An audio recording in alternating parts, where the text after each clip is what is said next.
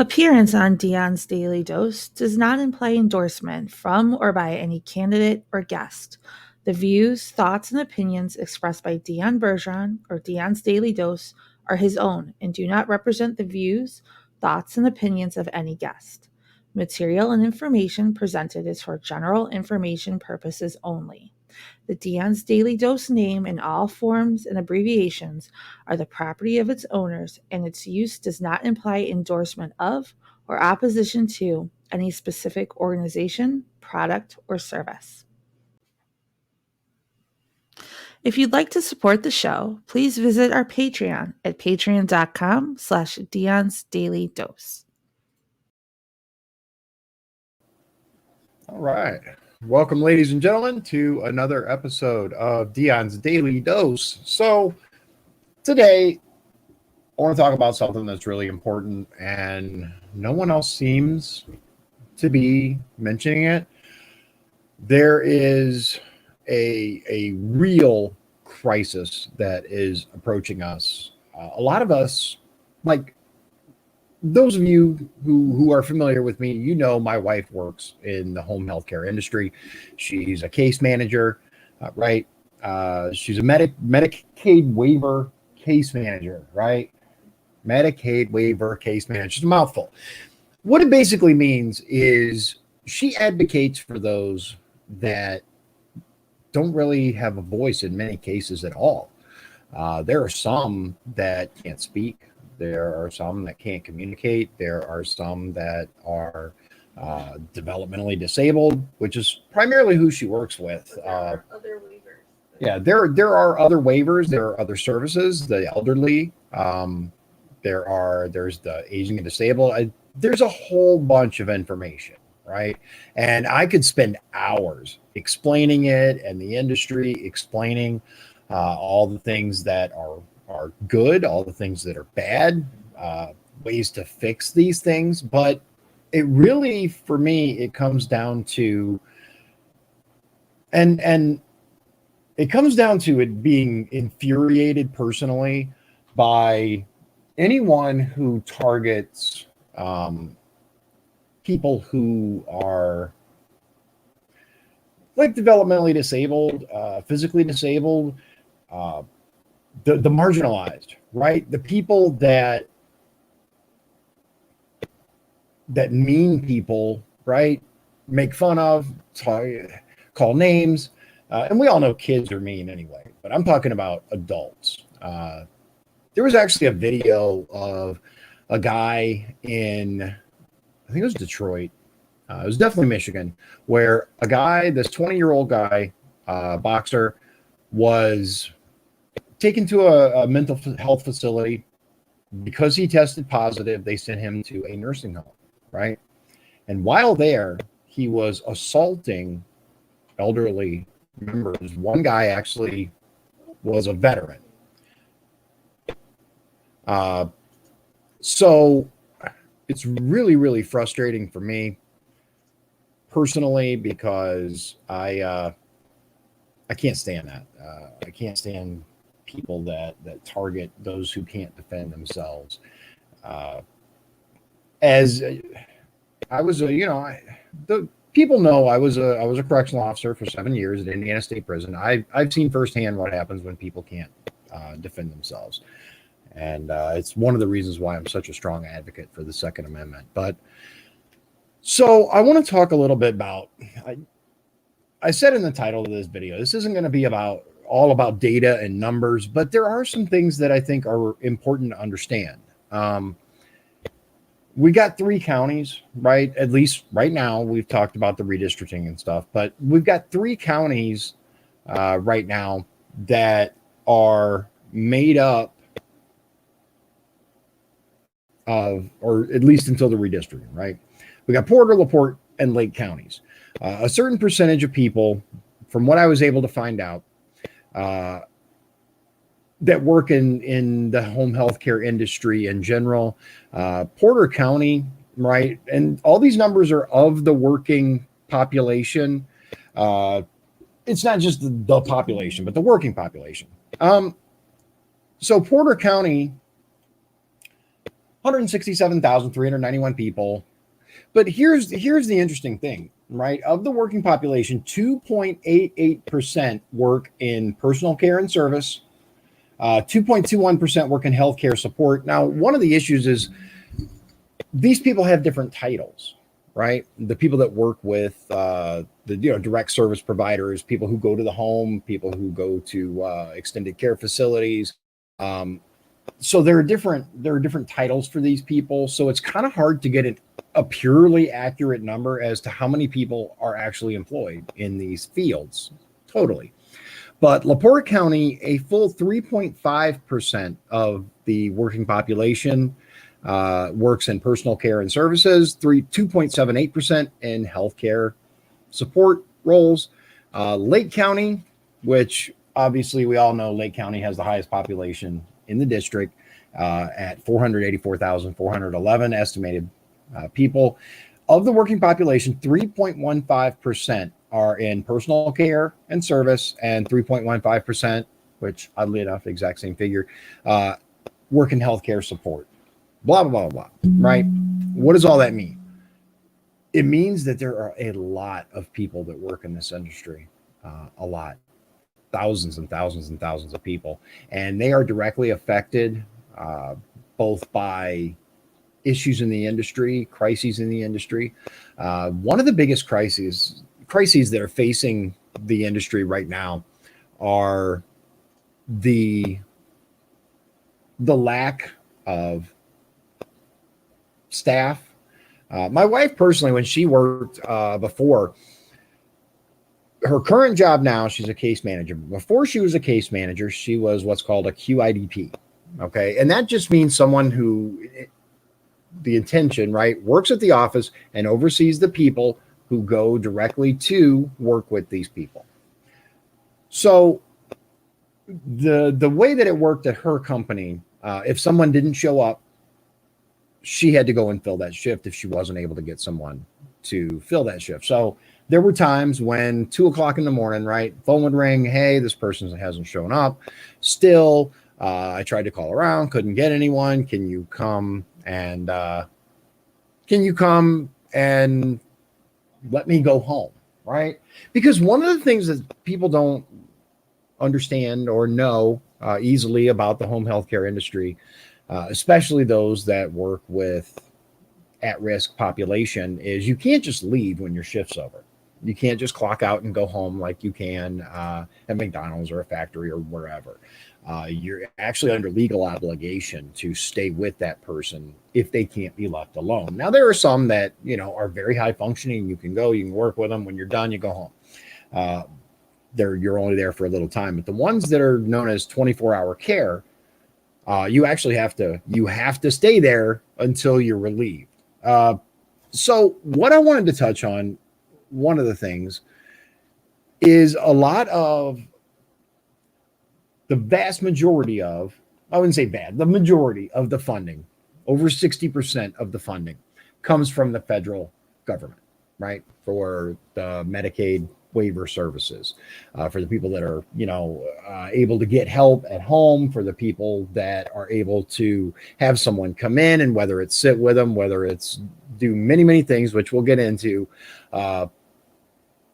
Most of that money is controlled by the federal purse strings, right?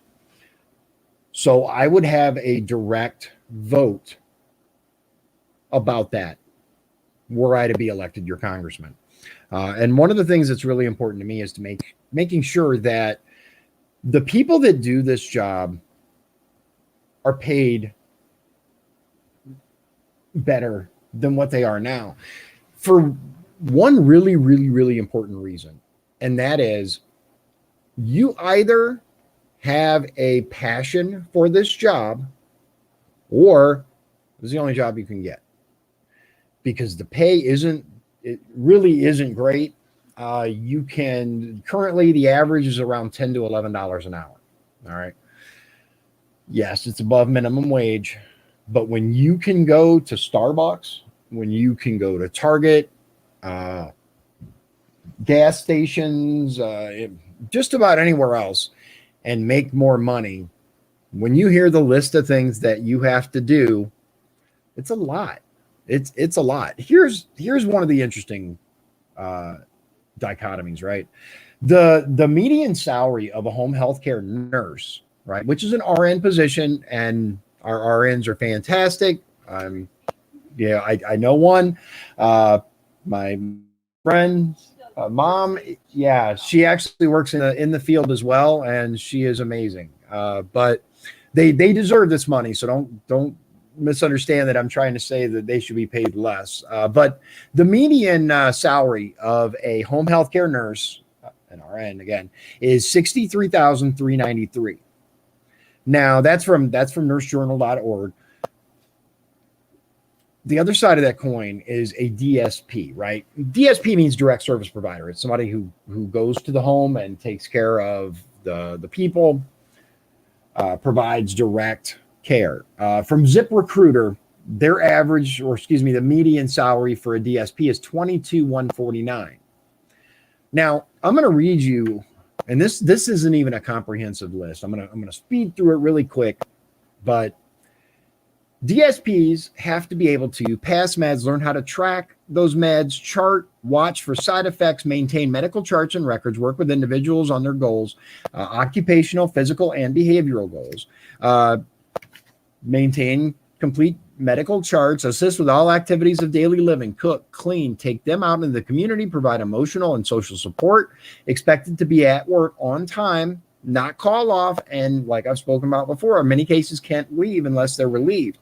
They have to deal with families, be alert for signs of abuse and neglect, and in some cases they have to bathe them, they have to clean them. There are those that they have to catheterize. Yeah, and if they get hit, oh well, that's part of the job. Now, speaking of physical contact, there is something that I do want to speak out about.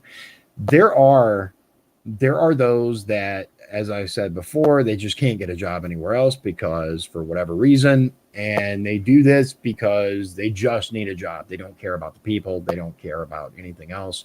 And these people have been caught, right? Hurting the clients, the dependents, the elderly, the disabled. One of the things that I would like to do, if elected as your congressman, is I would like to initiate or get on board with, because I haven't seen it actually in action yet. Maybe it's out there. If it is, let me know. But I would like to make sure that there's some sort of national database, right?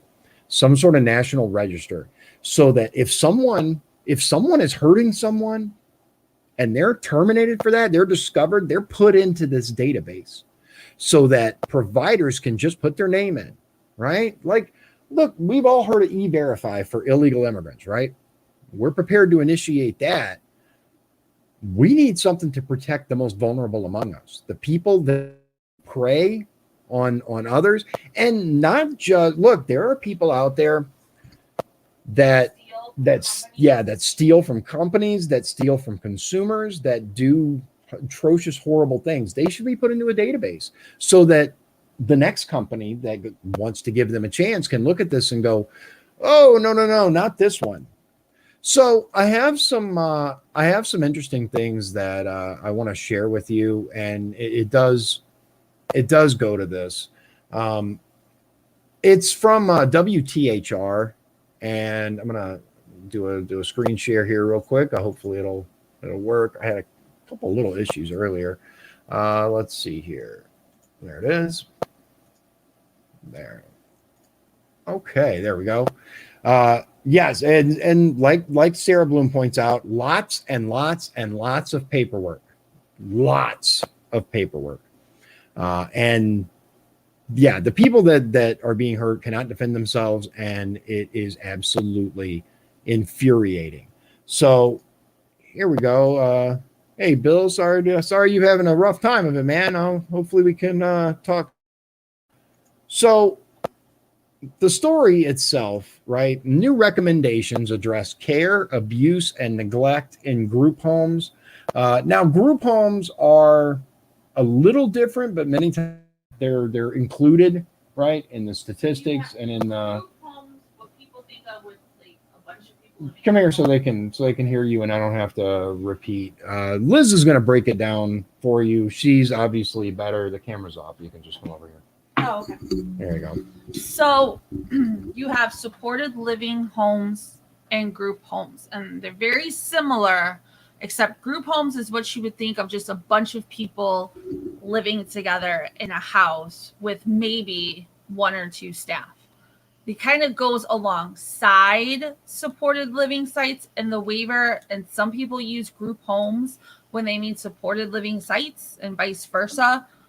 For this one, the way the article's written, it might be a supported living site. It also may be a group home, but they both still deal with the same problems of staffing and funding. So, okay. Thank you for that. I appreciate it. All right. So back to the article. This is from Jennings County, Indiana.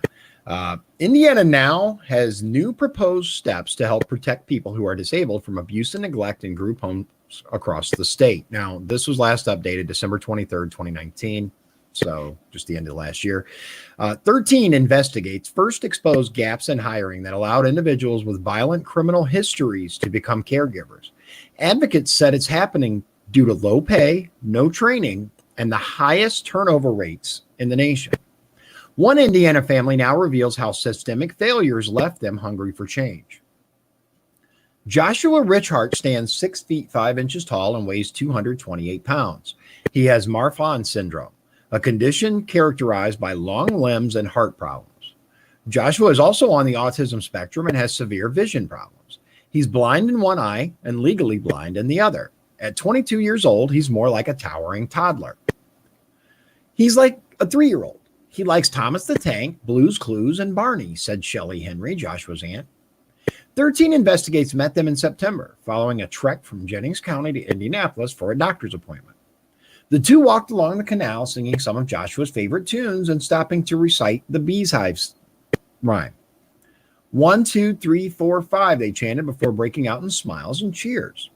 Shelley Henry is also Joshua's guardian, an advocate who challenged Rest Care, the home provider, over what she called hidden abuse involving Joshua.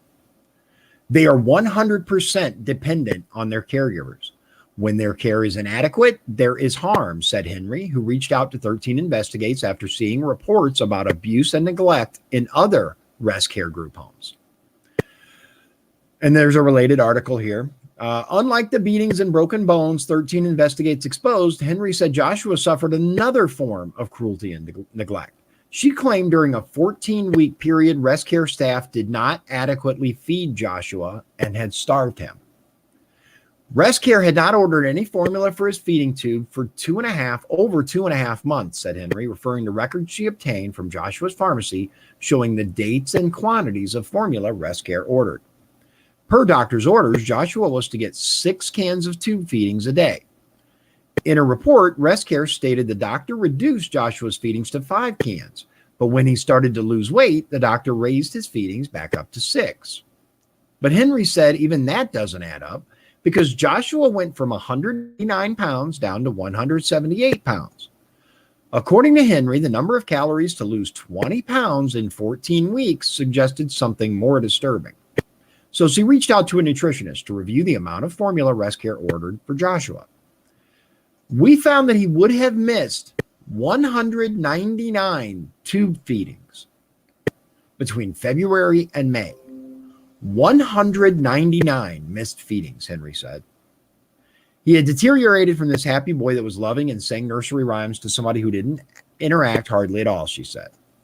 According to Henry, after she complained about Joshua's staff forgetting to give his meds and formula, Rest Care removed the lead caregiver from Joshua's group home. Rest Care noted the conflict in a monthly incident report, but there was no formal investigation. Henry said when she complained to the governor's office about a lack of action by Adult Protective Services, she became a target. The 2 Adult Protective Services workers said, I needed to be removed as guardian, Henry revealed. With nowhere else to turn, she hired an out-of-state attorney who helped her to get Joshua removed from Rest Care and into a different group home setting. I truly believe Josh would be dead today if it wasn't for getting if it wasn't for getting him out of there, she said. Now Henry is joining a statewide call for more qualified caregivers for the disabled. The system to take care of people like my nephew is severely broken, she told 13 Investigates. Advocates and call the workforce challenges more than a crisis. More than a crisis and a systemic failure. They're being forced to hire people that they would not have hired 5-10 years ago, said Kim Dodson. Dodson is on the statewide task force to address the problems. As the executive director of ARC of Indiana, a not-for-profit that advocates for Indiana's 40,000 disabled residents, Dodson authored a report outlining critical gaps in services that put clients at risk for abuse and neglect. We're getting to the meat of this. According to the report, low pay, annual turnover rates as high as 45%, and a need for more training plague the group home industry. Direct service professionals, DSPs, or caregivers earn an average of just $10 an hour. And as 13 Investigates uncovered, too many applicants are hired with violent criminal histories. Absolutely, Dodson said. Our providers are in a horrible situation. There are not enough people to deliver the services that they need. In fact, the U.S. Bureau of Labor Statistics estimated an additional 1.1 million direct support professionals will be needed by 2024. According to ResCare, the combination of high vacancy and high turnover rates puts the quality of services at risk. In Indiana, DSP turnover is higher than the national average, said Lee White, ResCare Vice President of Communications. The realities are heartbreaking for clients like Joshua, whose very life depends on special care. The task force will begin looking at recommendations in January 2020.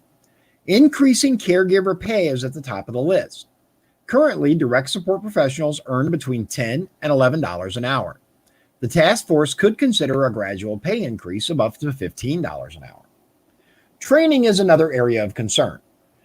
The report suggests Indiana create a recognized professional career track for caregivers, starting with high school curriculum through vocational programs. The state could also develop training certifications through community college programs like Ivy Tech. And finally, the task force will determine the criteria for Indiana's abuse registry that would ban an individual from working as a DSP or caregiver in Indiana. The goal is to keep those with violent criminal histories from being placed in positions of care over vulnerable residents. Right now, the state law that established the registry only considers felony convictions. 13 Investigates discovered caregivers recently convicted of abuse within group homes had prior violent felony charges that were reduced down to misdemeanors. ResCare, now known as Bright Spring Health Services, did not address the allegations of neglect regarding Joshua, citing privacy guidelines. In a statement, a company spokeswoman said Bright Spring Health supports the proposed recommendations for changes in Indiana. And that's pretty much it. It's, they're going to be, yeah, we know. So I'm going to go back here and get caught up on the comments. So Chris says, my wife said that she used to fire people and they would go to another adult/child special needs facility. Yeah. That's another issue. And it's something that has to be addressed. Chris says, when she would call OE or et cetera to check references, they could not tell them why they were fired. Yeah, that's part of that. And just so everybody knows, that's part of the law, right? You can't tell someone why they were terminated. All you can say is, yes, they were terminated. No, they weren't. And it's a privacy concern. However, there has to be something that we can initiate, right? Something, a registry. There's registry for nursing, right? We need something that's more expansive. If it only deals with felonies, we need it expanded. Chris says, so they would get hired and hurt new consumers. Right. Yeah. One lady was fired from stealing was fired for stealing from our guy, JU, and was hired by the people, ended up working for another provider and getting jailed for stealing. Yeah, I absolutely believe it. There are consumers that my wife has worked with that have told her, hey, there are things that come up missing. The problem is a lot of times people don't listen, right? They don't listen to the consumers because in many cases they have a hard, not all the time, right? But there are a number of them that have a hard time distinguishing fantasy from reality.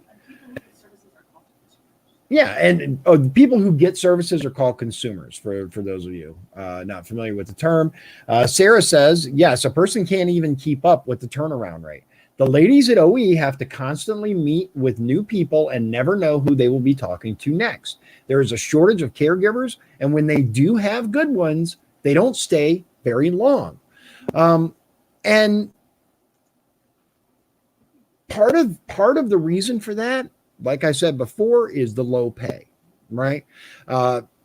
It gets very, very deep into it, but the way that it's set up is there's a certain amount of money that's provided by the federal government to each state, right? The state then takes that money, puts it out there for the community to utilize, right? Medicaid. So the way it's set up right now, unless there is more federal funding, there's no pay raises coming. There's no more money to add to it. Unfortunately, there's no solution other than to rework the budget, right? So that we can get rid of some of the things we don't need, like millions of dollars going to Peru for greening, for millions of dollars being spent for studies of frogs, things like that, right? And going to the most vulnerable among us. Let's see. Paul says there are plenty of reasons for it. Says, so glad you're doing this topic. It is a crucial topic. It really is, not just here in Indiana, but across the nation. We are about to experience a massive, massive crisis with the home healthcare industry. As the article said, 1.1 million more jobs are needed between now and 2024. And there are people that are getting older all the time. Most of us are going to know someone in our lifetime that either works in the home healthcare field or is serviced by the home healthcare field. And yeah, and you know what? It can happen like that. Even if you're leading a relatively what's considered normal life, there are consumers that have been going about their daily lives that were on track to being a successful attorney, a successful right the last year of college, and suddenly there was a traumatic brain injury, and now they have to be taken care of all the time. And it's something that more of our elected officials need to recognize as a problem and bring attention to. Sarah says the family has to file complaints and speak up about abusers and bad caregivers. However, so many of these individuals don't have anyone to advocate for them. You're absolutely right. You're 100% correct. Many of these people, if you don't have someone, which leads me to my next point, because of the pandemic, right? Many of these people aren't being checked on right now. There are abuses that are happening right now, and the people that normally would check in with them frequently, visit with them, go to their homes. Hey, is everything okay? How are you doing? Looking at them, paying attention for abuse and neglect.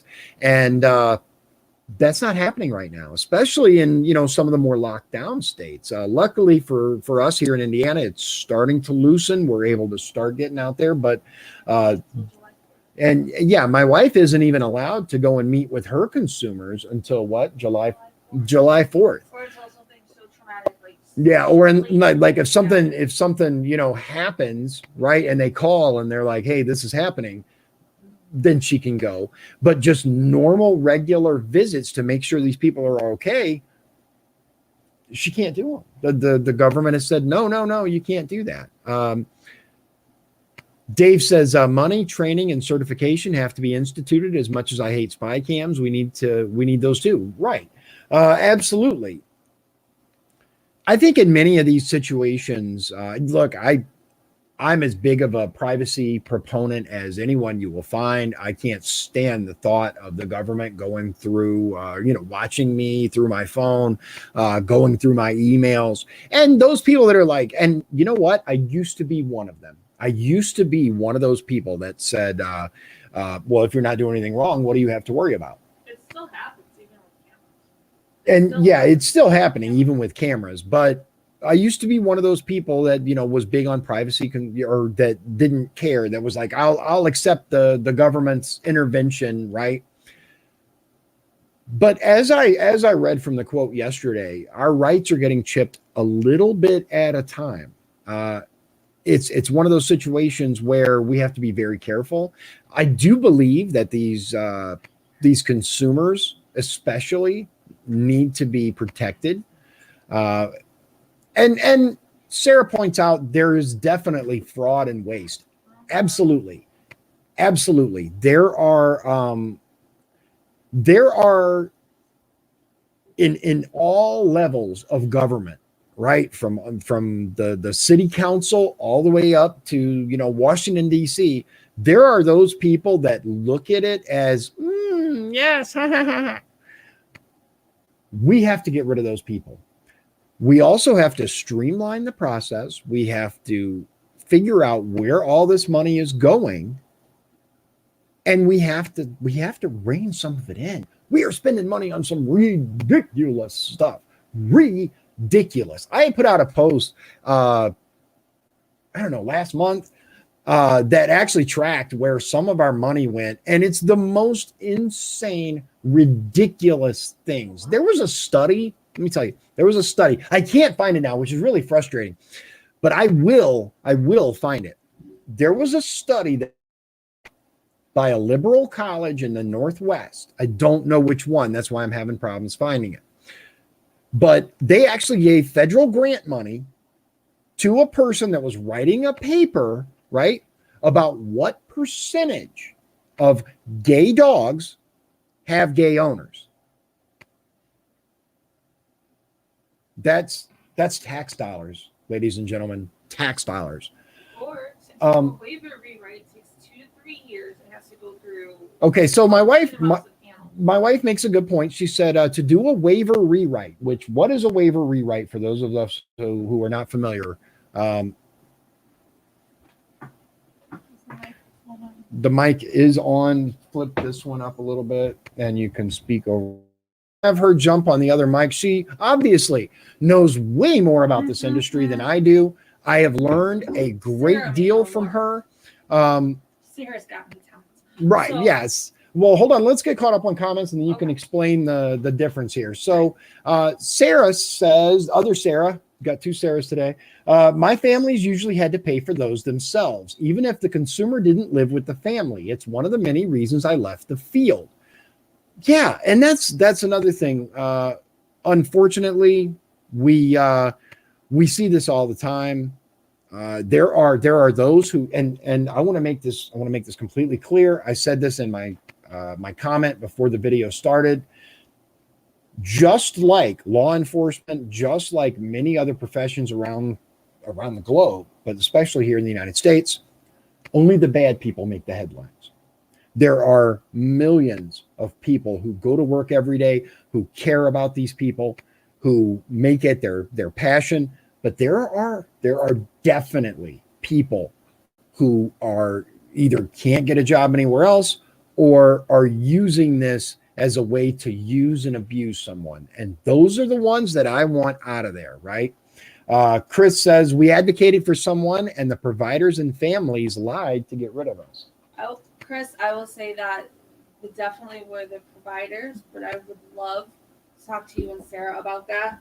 Because you're absolutely right. Sometimes some things happened that weren't I think you're too far away. Oh, Chris and Sarah, if you guys could reach out to me after this so we could talk about that.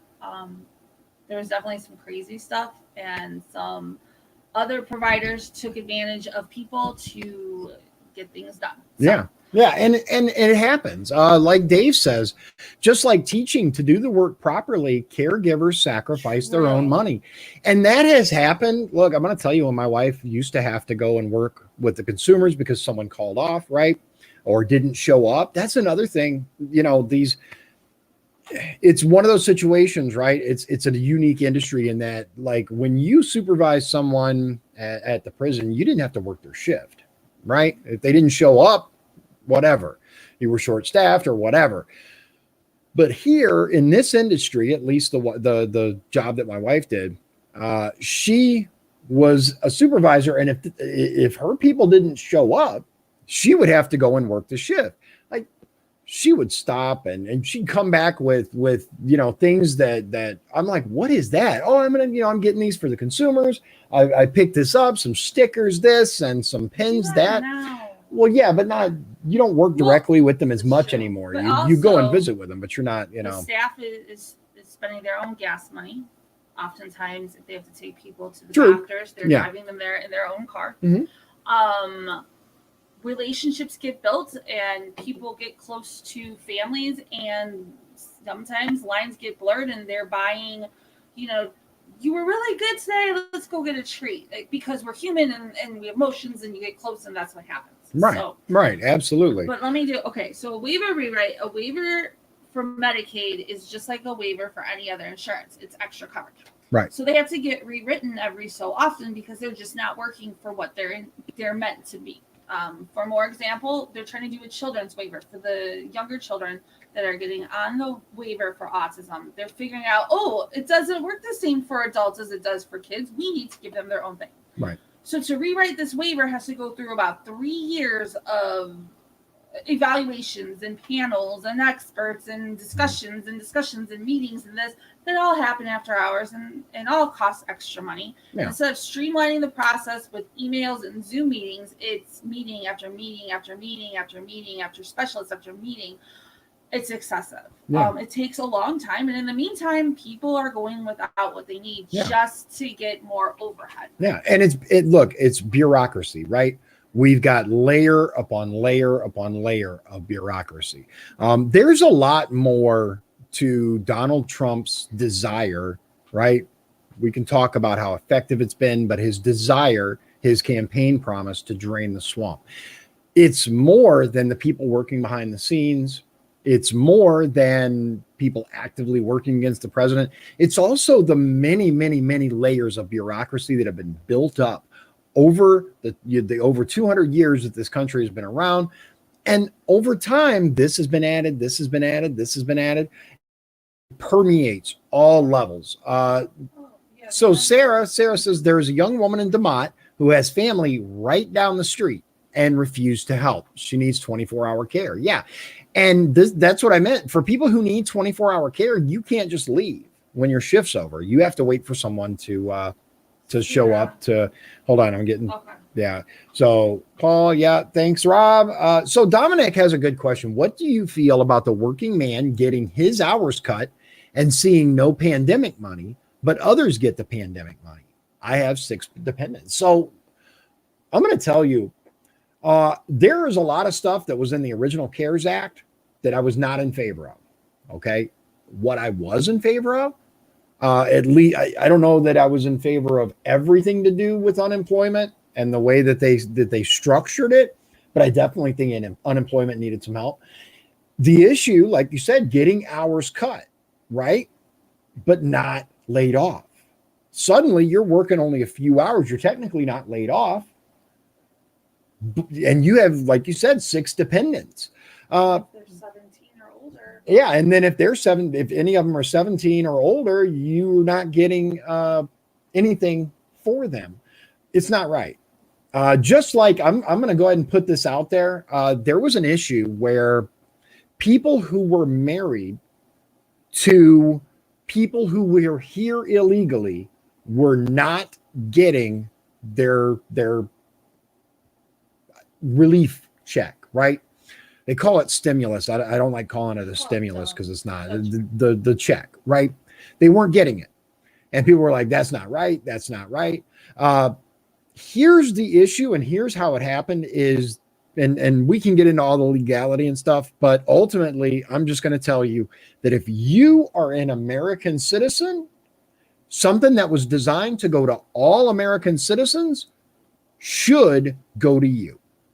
If there are other people, Dominic, that are getting help and you are not getting help, then that's a problem. That's a problem. I would absolutely advocate for you. This also affects this industry because there's a case where they're over 18, they're not working, they're being claimed as dependents, and each individual doesn't get the check, and then their parents, their guardians, didn't get the check because they were over 18, and so there were a lot of people who are disabled, no matter what the disability be, that did not get the check, and their guardians didn't get the check, so they were just left out. I know they were talking about redoing that. I don't know if they have. Yeah, so that's just to kind of summarize. We have people who are dependents, right? Who are not working, who are disabled.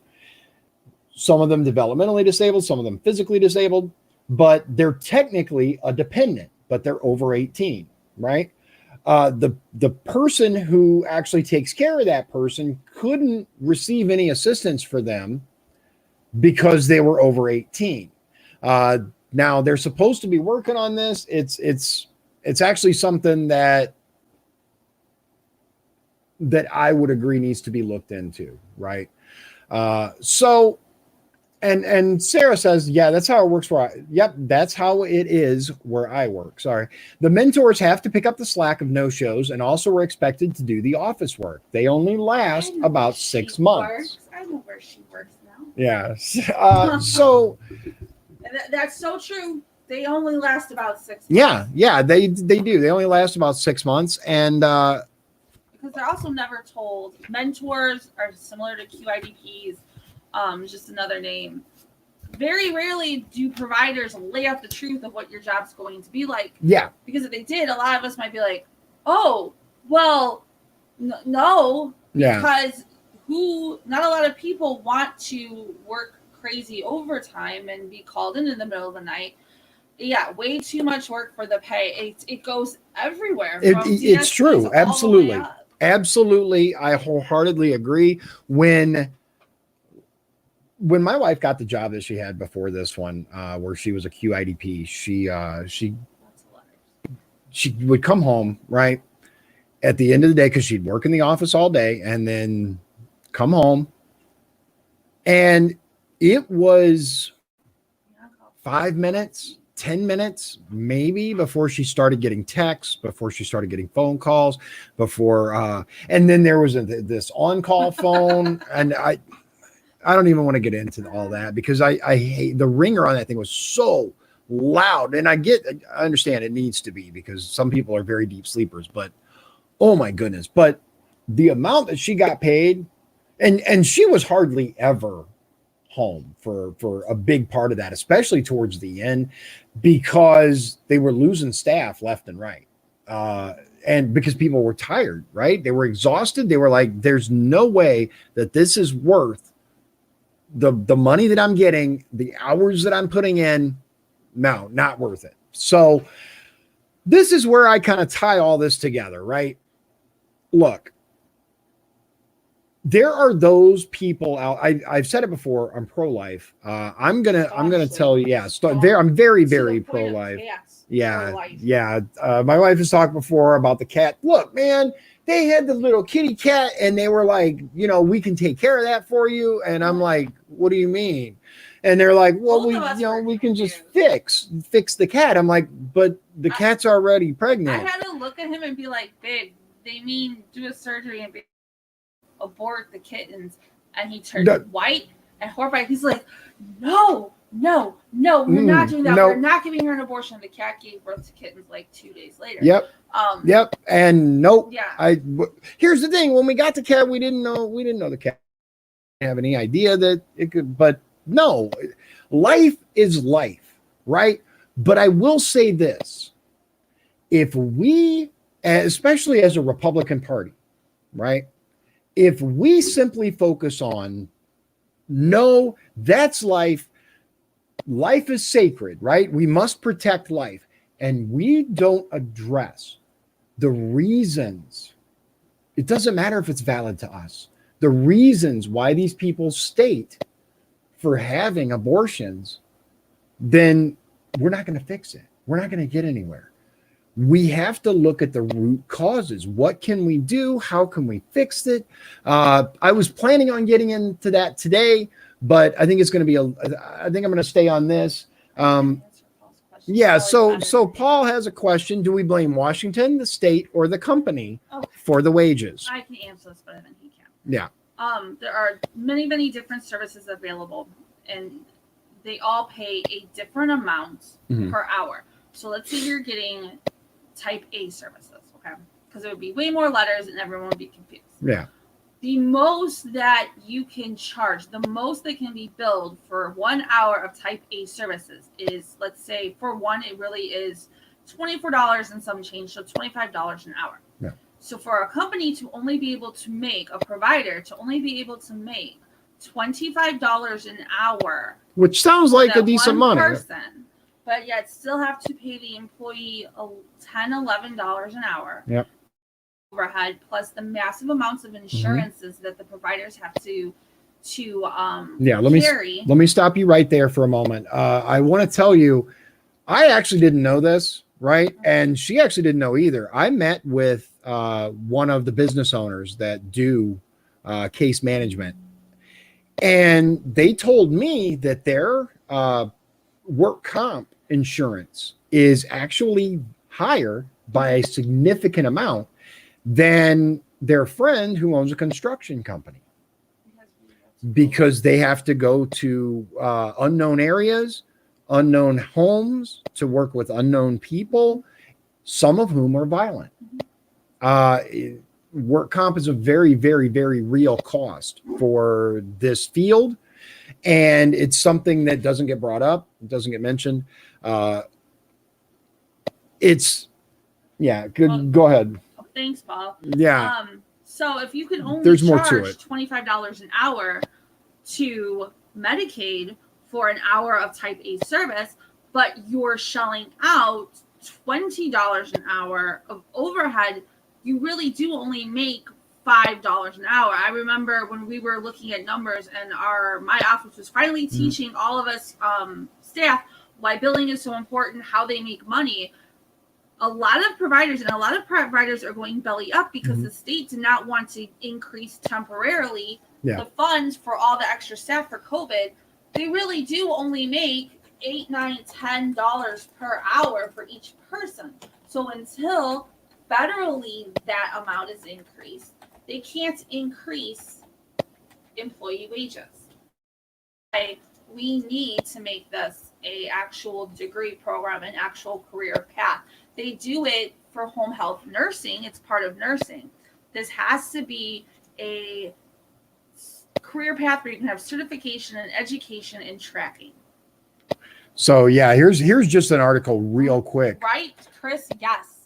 Oh yeah, Chris says Sarah always has at least one staff on WC when she was a kid. Back injuries. In the winter, you have slip and falls in the snow. Yep. I know as a case manager, usually companies hurt lifting a consumer or hurt by the consumer. Yeah. Usually case management companies will only have a set few case managers that go into higher crime areas just to keep their workers' compensation costs down. Because if you may only have to cover the cost of one or two case managers, that's far cheaper than 30, 40, 50, 60 case managers. So this is home healthcare news, right? And this, let's see, April 19th, it's just last month. Home health providers are currently waiting in the calm before the storm, bracing themselves for the COVID surge that has already affected hospitals, skilled nursing facilities, and other settings. Unfortunately, industry experts say, they're readying their operations without necessary support from policymakers. who have seemingly been slow to fully embrace in-home care as a key pillar in the U.S.'s coronavirus mitigation strategy. The Centers for Medicare and Medicaid Services, also known as CMS, and Congress have lifted homebound requirements, suspended the review choice demonstration, streamlined certification paperwork, and rolled out various financial relief mechanisms. But additional support is needed, and fast. The influx of patients we're expecting has the potential to seriously affect all aspects of our operations, slowing billing and other administrative tasks as we prioritize patient care. Jerry Shackelford, a registered nurse and owner of the Asmo Group LLC, told Home Healthcare News in late March. The COVID-19 pandemic is going to redefine the provision of healthcare in the United States, and its impact is going to have a long-lasting effect on how care is delivered in the future. But for us, cash flow is a major issue. So I'm going to give you the article so you can read it, but really, let's see if I can find. It really comes down to if you have staff that have to stay there because all the day programs are canceled, most work groups are canceled, then you have to pay overtime. And a lot of Indiana providers, I don't know how this is nationwide, are looking at, we're not making enough money to cover all of this overtime, and it is impacting them greatly. But this is really, there are multiple waivers, but if anyone ever thinks that they shouldn't worry about this because it won't affect them, it can happen to you at any moment. It can be an unexpected injury at birth. I actually have someone on my caseload whose roommate was 6 months away from completing her PhD in pharmacology studies. She was driving home. She got into an accident with I believe it was a semi, a very large truck, endured a giant traumatic brain injury and physical injuries, and she now receives services. There was another individual I know who at 16 was injured by a vehicle, suffered a traumatic brain injury, and now receives services. We all have parents that are getting older. We all have people we love getting older. This is going to impact them too. It is going to touch all of us, if not us personally. There, by the grace of God, you're not touched personally. Somebody you know will. And if we're looking at 1 million openings, if we're looking at high turnover, we're looking at just a time bomb waiting to go off. And nobody is talking about this. No one. No Democrat who is so concerned about Medicare for all and being fair to everyone, they're not talking about this. No other Republican, nobody is talking about unfortunately, this is an industry that, many times flies under the radar and doesn't get mentioned. People don't talk about it. Somebody has to. Yeah, someone has to. Someone has to bring it to the forefront. Someone has to talk about it. It seems that a lot of times the people, the things that get, squeaky wheel gets the grease. It's about to break. The wheel's about to break. It's been squeaking for a while, but people haven't said enough about it. So Sarah had a guy who suffered a TBI after his kid. So he had visitation with kid with services. Good. Sarah says, I will. Good. Speak. Absolutely. Absolutely. And volunteer. Even if you feel like there's nothing you can do and you don't feel like, well, I couldn't work in this industry. Yeah. Volunteer. Special Olympics. There's an amazing organization in Maryville called Chasing Dreams. Donate, volunteer. Tim Tebow does the Night to Shine, which is just so awesome. It is so awesome. Volunteer, donate. Cafe Mana in Valparaiso, once things pick up, they do a community dinner that really is the social gathering for everyone in this community to come together. Yeah. Volunteer, donate. You may not feel like you can work in this industry, and every job is not for everybody. Right. There are some people that can't. Absolutely. I don't know. Donate. I want to help how I can, but I don't think I could do the job. Donate, volunteer. I don't know, maybe. You probably could because it's a spectrum. But really, there are ways to help. Another thing is, and I always tell people that If you see someone in the store and they obviously have a disability, whatever it is, and they're having a hard time, and maybe they're having a behavior and they're crying and they're scared, don't glare at them. Don't glare at the person they're Right. with. Teach Right. your children compassion. Yeah. At the base level, that's the easiest and best thing. It is. That's really the base level of it is your children. Listen, your children are going to listen to a tiny fraction of what you say, and they're gonna learn from the majority of what you do. If you are not being a good, genuine, quality human being, then your children won't be either. They're going to pick up on, do as I say, not as I do. No. But moving on from that, I want to tie all this together. I'm going to tell you why this matters so much to me. Obviously, it's because, the reason is because my wife works in the industry is why I know so much about it. But I didn't start going to school for this. This was never supposed to be. Yeah, this wasn't her intention. What I was supposed to be. I was actually a healthcare administration major. I worked for a company that worked for Apple, and Apple canceled our contract. And I needed something to what I thought was going to be interim. And I kind of, I have a nephew who's autistic. I volunteered in school, so I was kind of familiar with it. And I thought this was going to be a 6-month job until our contract came back. Mhm. That was in 2016. And I literally cannot imagine doing anything else. Yeah. So yeah, she kind of fell into it. I fell into it, and I'll never leave. Yeah, because the initial plan, right, was to get her degree in long-term care and go work at nursing homes. Turns out nursing homes want nurses. Go figure. Right? Go figure. But the way that this worked out, she ended up being, in the industry. And like we said, nephew is, you either get it or you don't. But, my nephew's autistic. And also when I was a kid, my best friend, his brother was, I guess now it's called autistic, I guess, because looking back on the behavior, it seems it's like that. But intellectually disabled. Yeah, he was developmentally disabled, intellectually disabled, whatever the term is.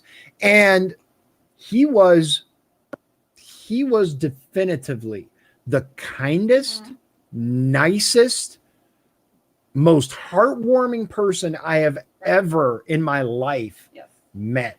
He never had a mean word to say, ever. It didn't matter how mad he got. And that's the thing. He never really got mad. When he was told no, right, he'd be like, he'd make a face, right. But then it was gone. Then it was over. And that's a majority. If you want a group of people or work in an industry where the majority that you work with, it doesn't matter what you look like. It doesn't matter where you came from. Yeah. They are the purest of heart. Yep. This is it. Yeah. There are exceptions. Oh, yeah. Of course, there are exceptions to every rule, and there are those absolutely that are just, usually those with TBIs.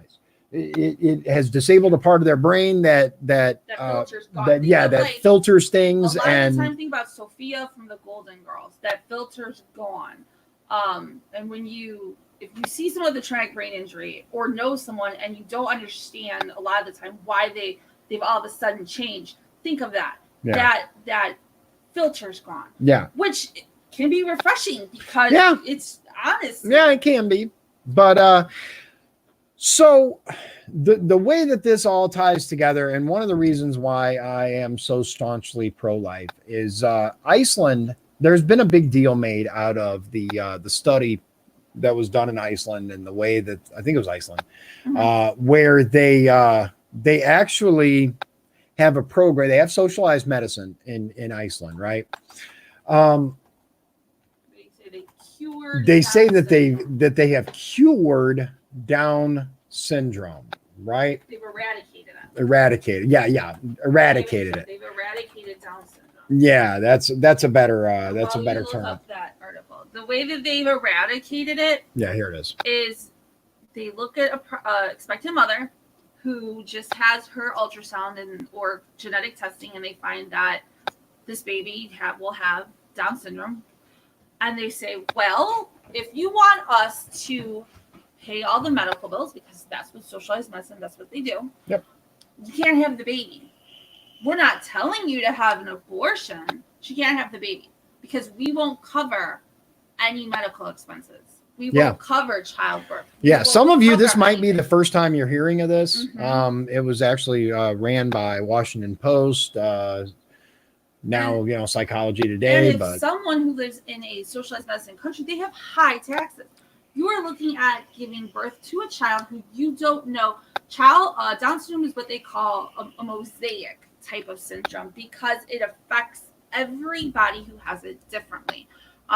From your stereotypical individual who looks like a stereotypical Down syndrome person and acts like a stereotypical Down syndrome person, to you would never know at all. It just impacts their learning. So you don't know what will happen, what your child will be like. Now you have hardly any money because you have high taxes. You know that you have any help with any medical expenses, and you don't know what you're about to face. And unfortunately, people choose the quote unquote procedure. And then there are no more babies with Down syndrome because people are too terrified to even try to have a baby with Down syndrome. Just really quick, I'm not going to go through the whole article. It's not really, super long, but essentially, during the summer and fall of 2017, we learned that Iceland and other countries are curing Down syndrome using prenatal screening, genetic counseling, and ultimately terminating pregnancies deemed to be undesirable. And I hate that word because it is ironic. Undesirable. Right. It is ironic that proponents of this approach to treating Down syndrome consider prenatal screening, genetic counseling, and then terminating the pregnancy to be a cure. A review of the origin and etymology of the word cure when considering this important societal question is illuminating. According to the Merriam-Webster Online Dictionary, the Latin noun cura had the general sense of the care, concern, or attention given to something or someone. It might refer to medical care or healing. The word was also used by some religious groups, chiefly in regard to the care of souls, since that was one of their main concerns. The word passed into French as cure, and then into English with the spiritual sense. The English noun curate, meaning one who takes care of souls, a member of the clergy, developed from this sense. Later, the medical senses of cure became more common.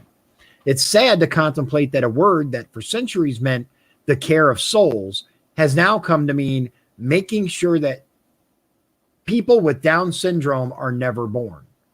One could argue that eradicate or purge or even cleanse are much more accurate words than cure to describe any social movement to heal Down syndrome. I could not imagine at that ultrasound that we all go through as moms, where you're getting the pictures, and it's the most nerve-wracking because that's the big one.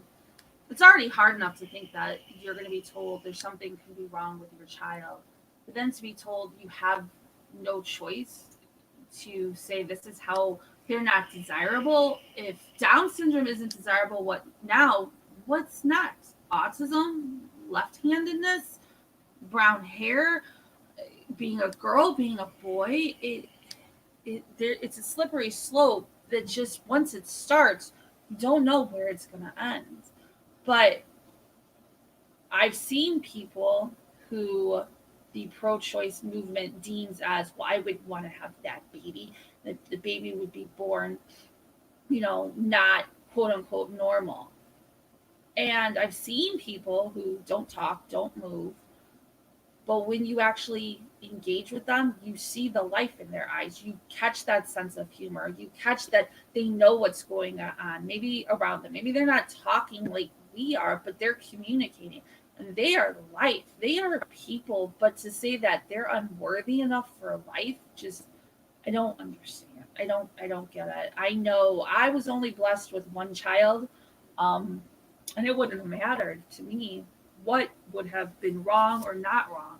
That was my child. That was a life that I felt move inside of me. That was a life I heard at the heartbeat. That was a life I saw on the screen, and that's a life. That's not an inconvenience. And I often ask pro-choice people, would you ever tell a mother who had a miscarriage, oh, it wasn't life, it's just some cells, don't worry about it? No, you would never do that.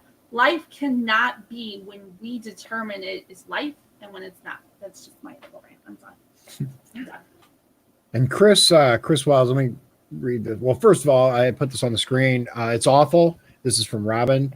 It's awful. My cousin had Down syndrome and was very sweet and loving. Definitely not unwanted or unloved. Exactly.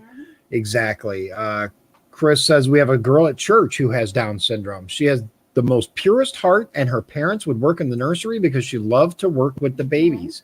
Yeah. I love that girl because she is just 110% awesome. I have learned more from life from her than many other people. And I'm just going to say, I have met people with Down syndrome, and in every single case, everyone, they're amazing. They're the best of us. In every case that I have personally experienced, they're the kindest, gentlest souls, always. Well, the argument is, it's almost 100% chance that they're going to develop dementia when they get older. You could say the same thing about any one of us. You will 100% have dementia. You can't determine that. And if it happens, that happens in the future. Yeah. And look, this is what it comes down to for those people that are in favor of extreme socialized medicine and socialized medicine at all. We've seen the cracks, right? With this pandemic, we have seen where they've had to choose who gets care and who doesn't. This is just another facet of it. In order to maximize, care in their mind, right? In order to make sure that people aren't paying for care that they shouldn't have to. And look, it's only going to get worse. England does it now. Yeah. Because they're strapped for cash. Yeah, England is choosing. You don't get a surgery. Yeah, if you're overweight, you don't get a surgery. In Italy, if you're over a certain age, you don't count. And it just comes down to either all life is valuable or no life is valuable. Oh, Jesus. Oh, no. Oh, my God, Chris. So, oh, my God. So, Chris says, when Sarah had one of her 2 miscarriages, the nurse kept using the word abortion to describe what happened. Then they told us our baby was medical waste. That's horrible, Chris. I'm so sorry. I am so sorry for you, man. Yeah, and he finishes up with, I was almost arrested that day. Yeah. And I can imagine. I can absolutely imagine. And Paul, that's, going to the very next line of the article. Look, the Holocaust, right, was preceded by the elimination of undesirable people. And that's really what it comes down to is, who are we? Who are you? Who am I to say who is desirable and not undesirable, right? Because the argument, and this is really what it comes down to, the argument can be made that any of us are imperfect, right? We're all imperfect. So where does that sliding scale end? What starts with Down syndrome then proceeds to autism, then is perhaps people who don't have the best hair, right? I'm just saying, there are flaws in all of us. None of us are genetically perfect. I know that this is personal. Abortion is a very personal. It's a very personal thing. It's a very personal thing for me. When I was a teenager, I'm gonna wrap this up, and I'm gonna tell you one reason why abortion is such a big deal for me. When I was a teenager, late teens, not early, but I had a girlfriend, and we got pregnant. She got pregnant. Whatever your preferred choice is for that. Baby was named. Yeah, there was a baby, right? That happened, and she actually, without my knowledge, consent, or even discussing it with me, she She went out and now she told me she was pregnant. We talked about the pregnancy. We made plans. It was like, hey, okay, should we get married? Should we do this? Should we do that? But what it came down to was we're going to figure out a way, right, to raise the baby, or maybe we could talk about adoption. That was as far as the conversation ever went with me. She called me as she was leaving Planned Parenthood after an abortion. It's a very, very personal thing to me. And so I am unapologetically pro-life. I believe that all life has value. Now, that said, as I said earlier in the video, if we as a Republican pro-life party do not address why these women get abortions, we're not going to make any progress, right? I'll get into that in another video, and we'll talk about what the solution to abortion is.